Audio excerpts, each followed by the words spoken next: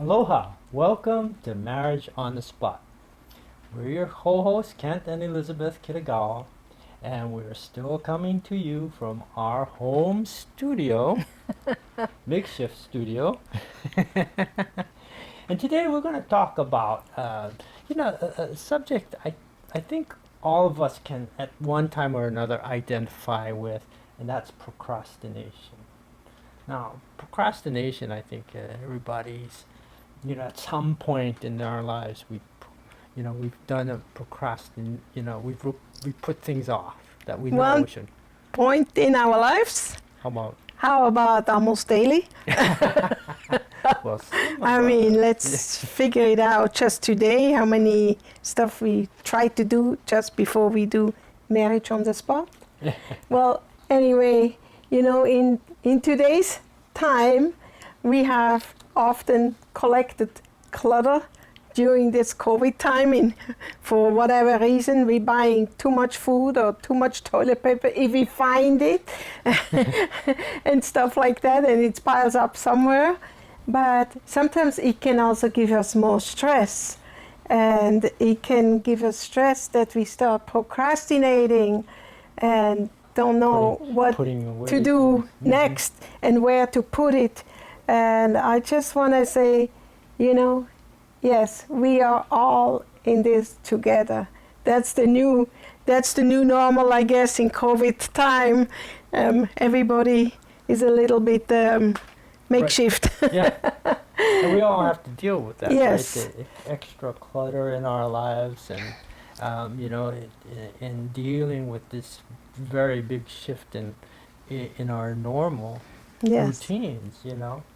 So, but what happens is when we start putting off things too long, not calling the people we know we should be calling, or not doing the projects that we know are coming up due, but every day we keep Postponing it, and then feeling more anxious about it, and so that causes a lot of stress and anxiety with it, and that anxiety is what can translate into a lot of conflicts Mhm. at home. Also in the marriage. Right. Or with the family, with the family, kids. with I the can kids. see that with my family, with the grandkids, and so they're getting all anxious too. Mhm. And there was a time, well, there was not a time, there was about 3-4 times when I could hardly sleep at night because I knew I needed to do this and I needed to do this, but then I also needed to sleep some. So I had such a hard time to even figure out, should I sleep or should I go downstairs and do that or that? And I didn't really know what to do, and I got really stressed for a while. Yeah. And the And- worst part is you never do either one, right? Yes. You don't sleep, but you toss and turn. You just worry. Yeah. And this is where worry is just like that little hamster on the wheel, right? It just Doesn't goes go round anywhere. and round and round, but you don't go anywhere, right? So when procrastination is a problem, it does put you under pressure, Mhm. and that pressure and that anxiety actually is self-perpetuating. Mhm. Studies show that self-forgiveness, first off, can help you feel more positive about yourself and reduce the likelihood of procrastination in going forward, right? Commit to the task. Yes. Focus on what you're doing, not avoiding. Write down the tasks that you need to complete and then specify a time to do them. Yeah. And that's the important point, is to write it down. Write it down and also share it with someone. Mhm. I'm glad that my daughter sometimes and we sometimes exchange what we have to do. And I ask her, well, how are you doing on that? Are you done? And I usually tell her of course I tell her when mine is done. I don't tell her when it's not done, but when it's done. And it comes later on today that we wanted to talk about it, but I want to bring it in. That's probably about 3 months ago, 4 months ago, just when about COVID started. when we watched the show of Mel Robbins. Mm-hmm. And when she shared, I guess she shared that often, but we didn't really watch before too much. But the 5-second rules. Mm-hmm. 5, 4, 3, 2, 1. Let's get going. Or let me dial. Or whatever. And we started making it almost a joke between the two of us. Or even in the evening when we said, okay, we watched the news, okay, let's turn off. We watched what we wanted to watch. Let's turn it off. 5, 4, 3, 2, 1. And then get to the next thing, usually for me, to turn off the computer and you go back upstairs to study or do whatever you need to do. And that has helped us a lot. Mm-hmm. Now they say it also, it's the 5 minutes rules.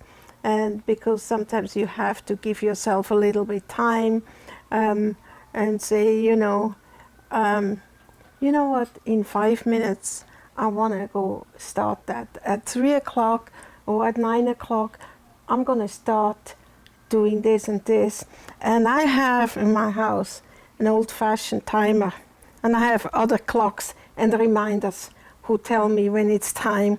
But sometimes I use that and I just set it and say, okay, there in 18 minutes, I'm gonna try to finish this task. And I'm making it like a goal, like a game for myself to finish that, to make those 2 or 3 phone calls in that time, or to finish the dinner or whatever it needs to be done, or the letter or whatever.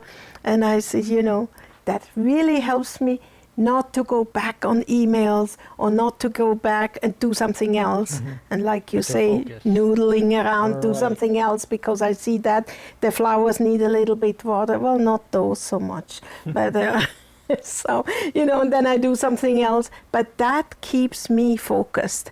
The 5 minutes to or whatever I set, then maybe in 5 minutes I start, and then in 20 minutes I stop it or something, and that really helps me to get something done. Mm-hmm, mm-hmm, mm-hmm. And I just wanted to bring that up at the beginning of this show. Yeah, and that's one of the good ways of overcoming procrastination. If procrastination especially is a bad habit, because it can, it's a bad habit that we can get into. And, procrastination, as they found, a lot of it is tied to people who are not, they are don't know how to manage stress. Mm-hmm. They don't know how to deal with stress, and so overall, when they, when there's some anxiety, especially because it's natural anxiety for us to feel a little bit of, a little bit of that stress when we going to start something new. Yeah. Because there's always questions about how am I going to do this? Does it turn out? Does it turn out well? Is it going to be, is it going to be harder than I thought? Sometimes we know it's going to take a lot of work, say to do a report, and it's going to take a lot of, a lot of our time. It's going to take a lot of, research or whatever it is. So we can kind of, get ourselves psyched out, and so if we form a habit of doing like this, of building, into our, our work ethic and things, the time and, cutting things back into, into manageable segments, but because anxiety is the basis. Yeah. It's not, people say, oh, he's procrastinating because he's lazy. It's just, yeah. And slow. No, it's not. Anxiety is usually, and distress are the big time killers for us. Those are the things that cause us. It's and we, we'll look at the different ways that we can overcome that, you know. So, sometimes what we can do also, they call it about the unscheduled method, whereas, we can actually schedule in some fun things, Yes. fun activities to do. I like to do that. Before we Yeah. get down to business, kind of thing, so that we have less stress, bring Yeah. down our anxiety levels. It's soothing, and then we have a more positive frame of mind, and so doing that can help to Yeah. overcome that stress. Or Yeah. So if you schedule something in, even at 3 o'clock, I take a break, a 10-minute break, and I do this and this, or I doodle something, or I go on the piano and play something, or whatever.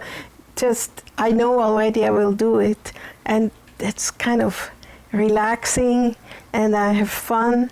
Then afterwards I can keep going again. right, Otherwise we feel like we're punishing ourselves right, of that we have to do that now and whatever. But if you, just like in school, they're not doing 3-hour classes. They do like 45, Oh, 50 minutes.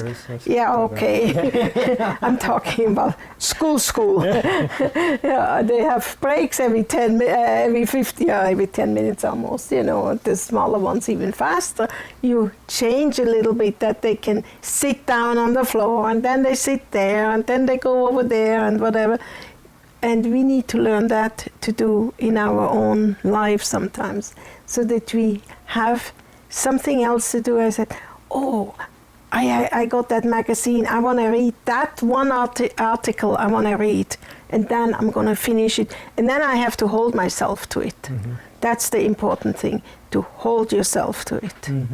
And that's why it's good. Or the to set a timer, that right? I say, okay, I'm reading the article, but if I not finish, I set the clock for 30 minutes anyway, or for 10 minutes anyway, and whatever I set in my mind, I do, and I really improved a lot. I notice. And the other, another thing that we can do too, is if you have, let's say, like there's a to-do list, and there's that one big thing, that you absolutely dread doing, starting, whether it's, whatever it could be. Like I can remember, for me, it just usually was a paper, that was due, and it just getting started on it seemed like such a daunting thing, and so sometimes just doing something else that you've got to do, or on the to-do list, maybe, something a little bit easier, something quicker, something more fun to do, maybe it's to read a certain chapter in the book or something, or, to,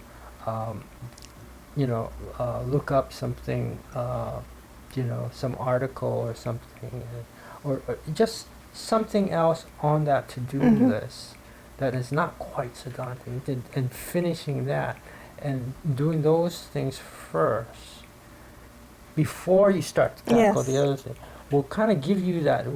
I think of it as gives you that kind of that extra input of energy, so you can get over that threshold of inertia. That's right. Yeah, I was talking last week to a woman, coach, and she said, "Oh, I'm so depressed and all that." And then finally, we found out after talking, it's some of it is the clutter in the house. And so I asked her, "Where do you want to start?" She said, "No, I guess by the living room." I said, "Is that cluttered?" "Oh yeah. Oh my gosh, yeah." And I said, maybe we can cut that down a little bit more specific. I said, like if you want to do something small, many people say start in the car, in the glove compartment, right. Because that's, you sit there in the car and you go through the things, and maybe all coupons you have in there or expired, whatever. then you can throw that out and you can close the thing and it's done. I said, but if you're talking about the living room, is there one particular thing, just a small thing, which you know that you could do in an hour or two? She said, well, I could clean up the couch. I said, well, that's great. I don't know what she has on the couch. But I said, that seems like something you could do, that you have the couch, whatever, with a pillow or clothes or magazines or whatever is on there, you know, that you clean up just the couch and then look at the couch afterwards.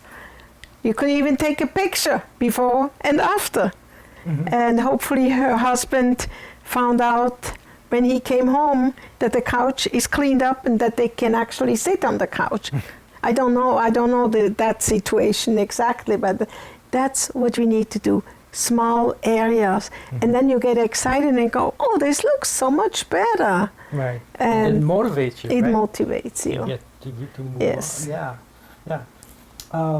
You know, the other thing is, you know, people feel like, oh, well, you know, I've got plenty of time. That's a big thing, you know. Mm-hmm. And that's, especially as students, I know we used to think, oh, okay, that project, or even our daughter, right? Said, oh, that project is due at the end of the semester. I got plenty of time, right? Yes. And so we keep putting things off. And then we got to try to catch up, and, you know, and that stress, you know, causes so much turmoil.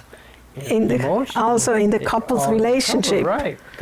Because we bring the whole stress into the relationship, and we get angry about each other. Right. If you only would, or if ever, or whatever, or never, or whatever those words coming. Yes. Yeah, and we get short with each other, you know, because we, you know, everything becomes an accusation. Yes, you always. Like, you know. You never. Yeah. So if we can learn to, and this is interesting, is to start something early, or give yourself an earlier deadline, mm-hmm. and then share that with someone. Yes, you know, that really helps. You know, share it with friends, someone who keeps you accountable. Yeah, you know, spouse, people who will then mm-hmm. give you that feedback and say, oh, how you doing on that, you know, and keep it going, and you know, and like, you know, tie it into a calendar, you know, so you write it in. Yes. So you see these reminders always, mm-hmm. you know, of you. Yeah. And it makes you also feel a lot more relaxed, not only relaxed, but more positive going forward. Yes. In other projects. And it might encourage other people to do the same thing. Right. Because they said, you know what, this is really good. You really inspired me that you're doing that. I want to start somewhere too. And then ask them right there, well, what area? You know, make it a bite-sized area. You don't eat the whole elephant all at once. One bite at a time, they usually say. I don't know, I never tried an elephant. But and not say, I want to clean up in the kitchen. Which drawer do you want to clean? I mean, I started out with a small drawer. It was only about, well, it was the size for papers. And I have stickers in there and stamps. 10 days ago, mm-hmm. last week, I did that. And it took me 2 hours on that one drawer, because sometimes I couldn't decide whether I wanted to throw those away. Of course, the stamps I don't want to throw away. But there were some little notes and postage and all that stuff, Post-its and all that stuff. Should I keep that? Should I throw it away? It took me 2 hours on that, and I finally put it back into that little cubby hole with all the paper. Right. And I finally got that one done. So I told you, do ask me what is in there. Do not get in my drawer and mess up the system. Or we have stress in the family. Yeah, that's what we need to, you know, look for these ways of being intentional, you know. And I think, one of the things that surprised me, but I could see this, and I see this not only in myself, but also especially in our daughter, you know, because, and I hope she doesn't mind us using her as an example so much. But, Hopefully she doesn't watch that one. but you know, Well, it's on YouTube now. yeah. Going to be on YouTube. But you know, it's that striving to be perfect, Yes. always wanting to be perfect, and sometimes people are very, very driven. Well, know, you to- are too, you know in that. some Yes, ways, you I are. guess I am. You were never satisfied with just a 92 or 95. Why couldn't I have made 100? Why couldn't he have given me 100 or a 98 at least? I said, shoot, so a 95 or 92 is already good enough. Well, it depends on. Yes, so we're different. Yeah. But you know, it's that striving, and it's the anxiety around that whole thing of, you know, can I, you know, am I able to do a good enough job, you know, to my standards, you know, and that fear of not being, that can often cause the anxiety, that distress internally that causes us to push off, you know, getting started, you know, and you know, this is where sometimes people that are actually very intelligent, they're actually very, you know, very, you know, they have the potential, but they never reach to that potential. They never excel to that potential because of that fear. And the fear, the anxiety causes them to put off doing what they know they need to do. Yeah, you told me last week something, and I wrote it down on this paper. Mm-hmm. What is this now again? Catastrophing? Catastrophizing? Catastrophizing, yeah. What is the zebra thing? I forgot what it's called. Yeah. The law. Occam's razor. Yeah, Occam's razors. Occam's razor. You might want to tell them what the Occam's razor is. Let's get to catastrophizing first. Oh, okay. You know, it's, you know, that's kind of also what we do, because we think how, you know, how hard this is going to be, or this is going to be so difficult, or Impossible. possible. You know, it's the what ifs. You know, we get into that anxiety, and so it's that kind of anxiety that we build up inside of us. You know, we think the worst is going to happen, or we look at the most extreme worst case scenario. You know, where I'm going to be totally, and you know, we put ourselves into that frame of mind. Rather than realizing that, hey, you know what, I've done this before, you know, I've done, you know, and it doesn't, you know, it doesn't matter, you know, if it, you know, if it starts to get difficult, it can't be that difficult, you know, and even if something is boring, or it's, you know, it may cause, you know, a lot of discomfort, but still, it's not going to kill you.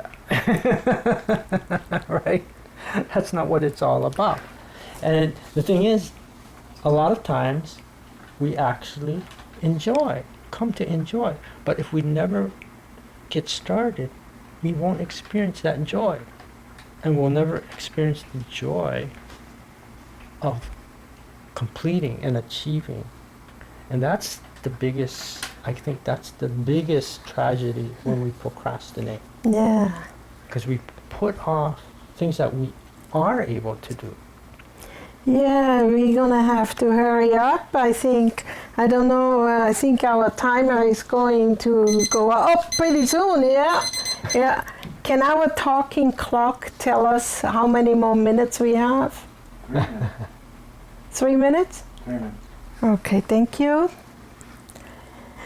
Focus on why procrastinators focus more on short-term goals, avoiding the distress associated with the task, as opposed to long-term results, the stress of not doing it, as well as the consequences of avoiding this task.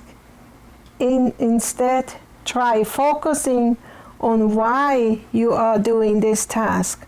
What are the benefits of completing a task? Try to have a goal.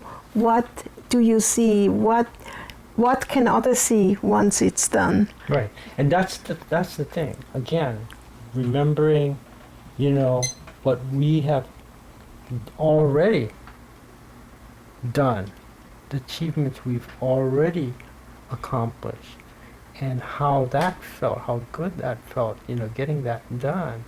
See if we can do that. And this is why, sometimes doing small things, before we, try to tackle the bigger projects is so helpful, because you get that sense of achievement.